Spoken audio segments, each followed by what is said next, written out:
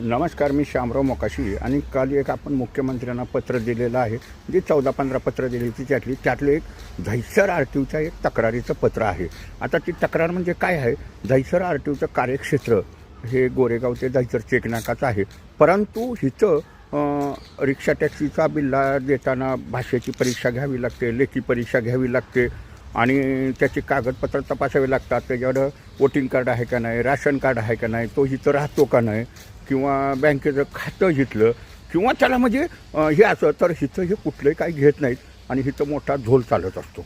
आणि मग ह्यांचं कार्यक्षेत्र समजा गोरेगाव ते दहिसरपर्यंत, परंतु हे भाईंदरचे विरारच्या आरटीओच्या कार्यक्षेत्रातले पुन्हा कल्याणच्या ठाण्याचा कुठला बी हे बिल्ला पैसे खाऊन मारतात. तिथं मोठं टोळकं आहे. काही मौखिक परीक्षा नाही, काही नाही. आणि ह्या अधिकाऱ्यांची चौकशी करा आणि ह्यांच्यावरती निलंबनाची कारवाई करा असं आपण पत्रात स्पष्ट लिहिलेलं आहे.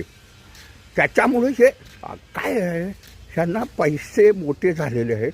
कमीत कमी त्या UPचं लायसन असलं तरी बी त्याला लगेच बिल्ला कुठं त्याच्यावर काय राशन कार्ड आहे का काय आहे, इथं राहते का काय, 2 महिन्यापूर्वी आलेलं असतं, 4 महिन्यापूर्वी आलेलं असते आणि मोठा इथं झोल चालला आहे. मग टेस्ट बी घ्यायची नव्हती ती, काय सगळा असाच लोचा आहे बघा.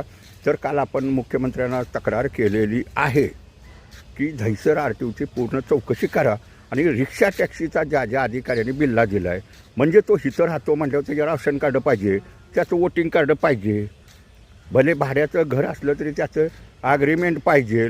म्हणजे ही सगळ्या गोष्टी लागत असतात आणि हे एकही दहिसर आरटीओमध्ये घेतलं जात नाही.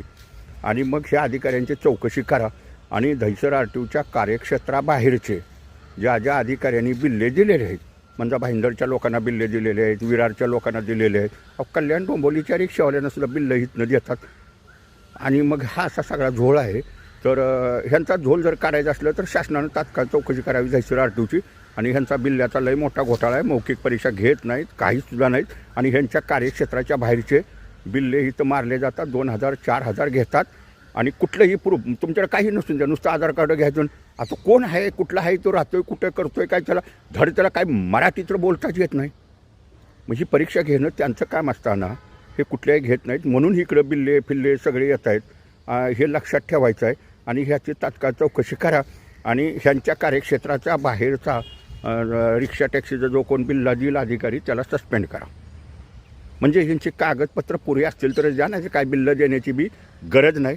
कारण ह्यांचा लय मोठा झोल आहे. झोल होऊन द्या, पण बिल्लं बंद होऊन द्यात पाकच.